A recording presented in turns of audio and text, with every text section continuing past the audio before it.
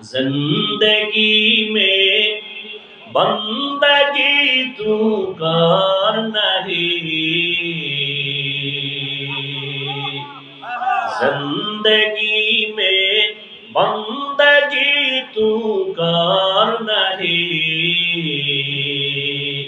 जिंदगी पे बंदगी शर्मिंदा है, जिंदगी पे बंदगी शर्मिंदा है। আল্লাহ জমিন বানায় একটা প্রথম ঘর বানাইলেন বাইতুল্লাহ, হেদায়েতের ঘর, ইবাদতের ঘর, এটা বসবাসের ঘর না। কেন? কয় জমিন আল্লাহ বানাইছেন, এই জমিনের চিফ গেস্ট, প্রধান মেহমান শুধু মাটির সৃষ্টি মানুষ আল্লাহ পাঠাবেন, এখনো পাঠান নাই। প্রধান মেহমান জমিনে আসবেন মানুষ, আর এই মানুষের জন্য আল্লাহ ইবাদতের একটা ঘর বানাইলেন বাইতুল্লাহ মক্কা নগরীতে। আল্লাহ ইবাদতের ঘর বানাইলেন, বসবাসের ঘর আল্লাহ বানান নাই। কেন? তাই মানুষ যে চিফ গেস্ট আসবে সে ইবাদতের জন্য আসবে, বসবাসের জন্য আসবে না। মা খালাকুতুল জিন্না ওয়াল ইনসা ইল্লা লিয়াবুদুন,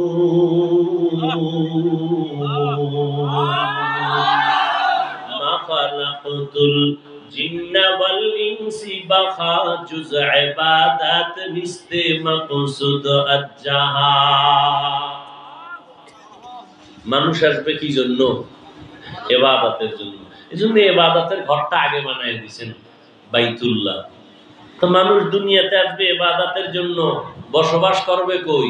আল্লাহ বলেন আমার জমিনের চিফ গেস্ট মানুষ, আওলাদে আদম। আমি আল্লাহ মানুষ ইবাদতের জন্য পাঠাইলাম, এরা দুনিয়ায় গিয়া করবে আমি আল্লাহর ইবাদত, আর এরা বসবাস করবে যেখানে বানায় রাখছি আমি আল্লাহ জান্নাত। দুনিয়া ইবাদত, বসবাস কই? মরার আগে না পরে? মরার পরে।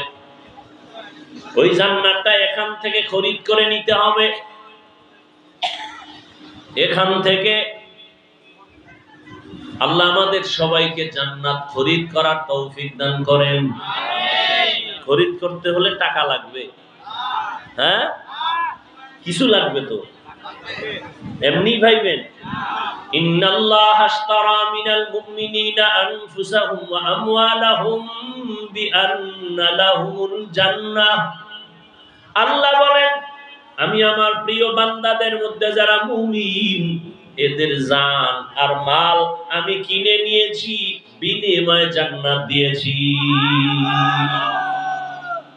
আল্লাহ আমাদের জান মাল নিয়ে নিছেন, বিনিময়ে কি দিবেন? জান্নাত। তাহলে জান্নাত যদি আমরা চাই, বিনিময়ে জান মাল আল্লাহ কার? আল্লাহ। তাহলে আমার কাছে যে জান আছে, মাল আছে, এর মালিক কে? আল্লাহ। আল্লাহ হলেন আমার জান মালের মালিক, আমি জান্নাতের মালিক। আমি কিসের মালিক? জান্নাতের মালিক। দুনিয়ায় ইবাদত করে কাটাও, পরকালে আল্লাহ জান্নাত দিবেন। কেমন জান্নাত? যদি কামটা ঘটাইয়া যাইতে পারো, আজরাইল আইসা রূহটা নেওয়ার আগে আল্লাহ পাক জান্নাতের ছবিটা দেখায় দিবেন। আতিনা ফি দারে দুনিয়া না হাসান, আতিনা ফি দারে উকবা না হাসান, ইয়া গিয়াসাল মুস্তাগীসিন ইহদিনা ইফতিখারা বিল উলুমে ওয়াল গিনা। যে কথাটা বুঝাইতে চাইতেছি, মক্কার ঘরটা দামি না? দামি। কেমন দামি? 1 রাকাত নামাজ পড়বেন, 1 লক্ষ রাকাত নামাজের সওয়াব। সুবহানাল্লাহ। একবার বাইতুল্লাহর এরিয়ায় ঢুইকা বলবেন আল্লাহ, কয়বার? 1 লক্ষ বার আল্লাহ বলার সওয়াব পেয়ে যাবেন। সুবহানাল্লাহ। প্রশ্ন ছিল এত সুন্দর দামি ঘরের পাশের মানুষ এত খারাপ কেন? বলে কত খারাপ? কয় বাইতুল্লাহ এত দামি ঘর, 360টা মূর্তি ঢুকায় রাখছে। নারী আর পুরুষরা তাওয়াফ করে উলঙ্গ। কেন? আমরা যে কাপড় চুপুর পইরা কত মিশা কথা কই, কত আকাম করি, এডি নিয়া বাইতুল্লাহ কেমনে যাই লজ্জা, এজন্য সব কাপড় ফেলে দাও। বুঝেন না? পাগড়ির ফজিলত শুনে লুঙ্গি খুলে পাগড়ি বানলে এরকম হয়ে গেছে।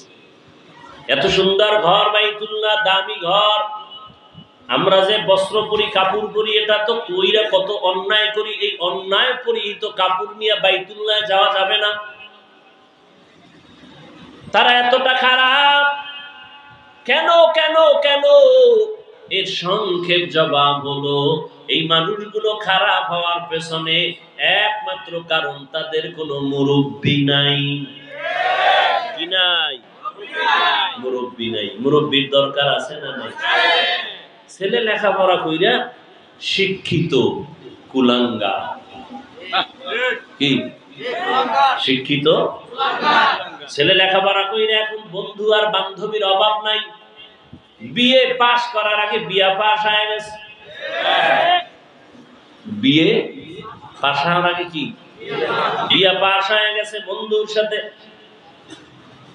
লাইন করে একটা মেয়েকে চয়েস করে ফেললো।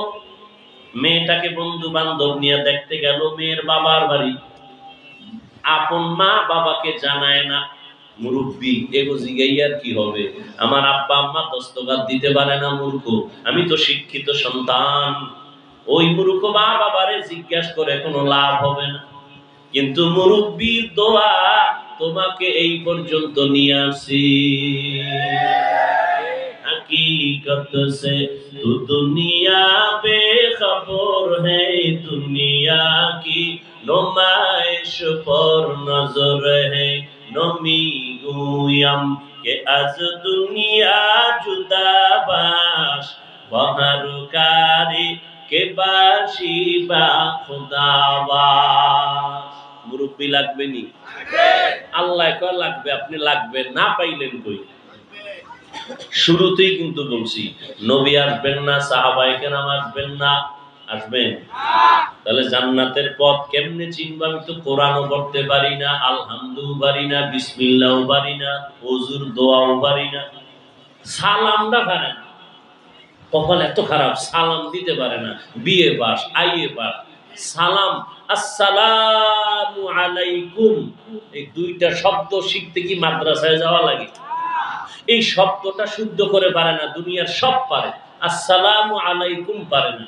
সালাম দে স্টাইল করে সালামাইকুম, মানে তোর উপরে আল্লাহর লানত গজব।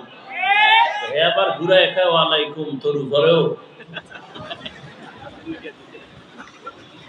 কপাল বড় খারাপ। কোরআন হাদিস বুঝবে দূরের কথা, আসসালামু আলাইকুম বলতে পারে না। আবার নাস্তিক একটা ঢাকার শহরে বয়া আওয়াজ দেয়, শুদ্ধ কইরা সালাম দেওয়া জঙ্গির পরিচয়। আরো জোরে, জিন্দেগি মে বন্দগি তু কর নাহি, जिंदगी में बंदगी तू कर नहीं, जिंदगी पे बंदगी शर्मिंदा है, जिंदगी पे बंदगी शर्मिंदा है। একজনে আলেমের বিরুদ্ধে লেখছে, ভালো করছে না খারাপ? এই লেখাটা পাইয়া যে খুশি, ও খারাপ। ও কি লেখা যে অন্যায় হইল, যে লেখা পাইয়া খুশি তারও সেই একই অন্যায় হবে। আল্লাহ হেদায়েত দান করুন। দুনিয়া মে হো দুনিয়া কা তলবগার না হো, बाजार से गुजर हो खरीदार ना हो,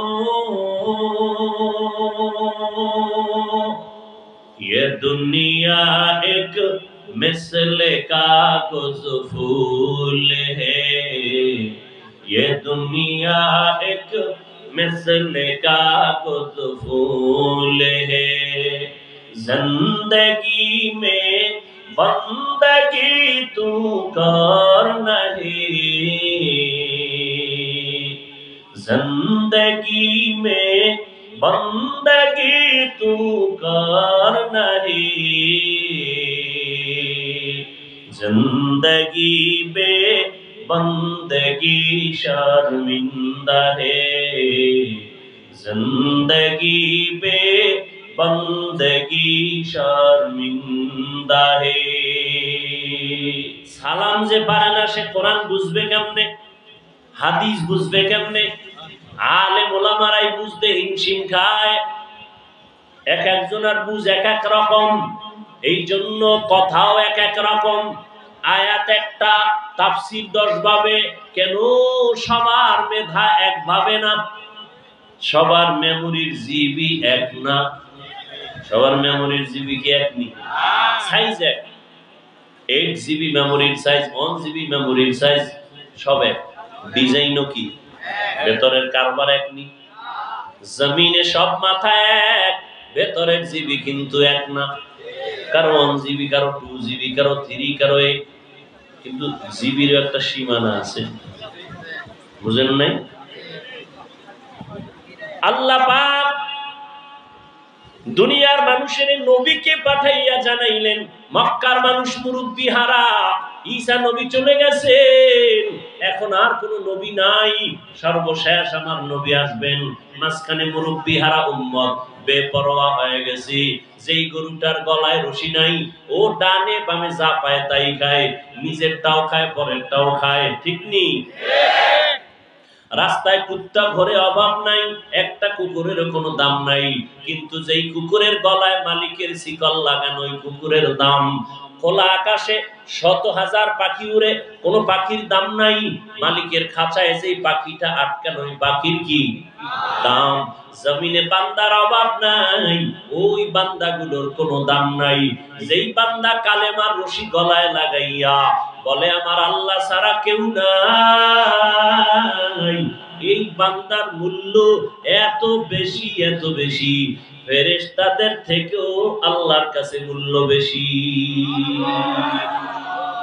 এজন্য আমি মুরব্বির কি দরকার? আল্লাহ নিজে বলেছেন, আমি আয়াত পড়েছিলাম, ইয়া আইয়ুহাল্লাযীনা আমানুত্তাকুল্লাহ, ও মুমিনেরা আল্লাহকে ভয় করো, ওয়া কুনু মা'আস সাদিকিন, এই জমিনের মধ্যে যারা সত্যবাদী তাদের বন্ধু হইয়া থাকো। হাদিস পড়েছিলাম সংক্ষেপ, নবী বলেন, মান তাওয়াযা লিল্লাহ রাফাআহুল্লাহ, আল্লাহর নবী বলেন, যে নিজেকে ছোট মনে করে চলবে আল্লাহর জন্য, আল্লাহ তার মর্যাদা বাড়ায় দিবে।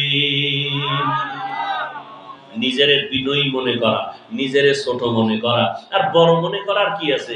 আমার কণ্ঠ, আমি বড়, আমার কণ্ঠের মতো কারো কণ্ঠ নাই, আমার এলেমের মতো আর এলেম নাই। বলে তোমার এলেম কত? মাপ দিছুনি, মাপ দিয়া দেখো কয় কেজি হবে।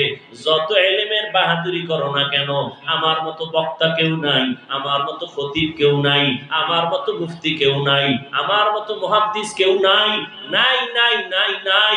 আনা খায়রুম মিনহু, আমি তার চেয়ে ভালো, আমি তার চেয়ে ভালো, আমি তার চেয়ে ভালো।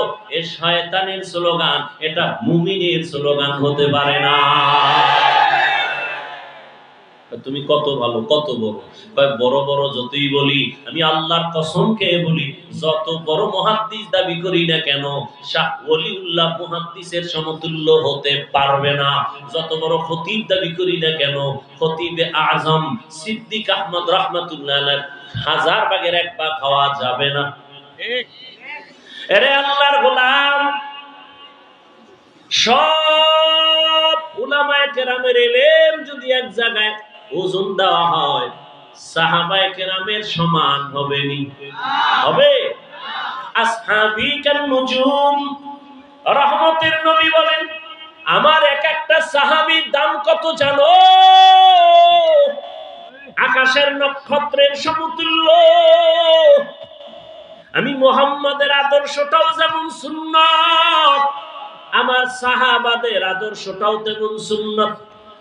ও দুনিয়ার উম্মতেরা, আমার সাহাবাদের এত দাম, আল্লাহ নিজে খুশি হইয়া বলেন রাদিয়াল্লাহু আনহুম ওয়া রাদু আন, আমিও তাদের উপরে রাজি, তারাও আমি আল্লাহর উপরে রাজি। সাহাবায়ে কেরামের ইলমের সমান হবে না। সমস্ত সাহাবাদের ইলম যদি এক জায়গায় করা হয়, রহমতের নবীর সাথে কোনো তুলনা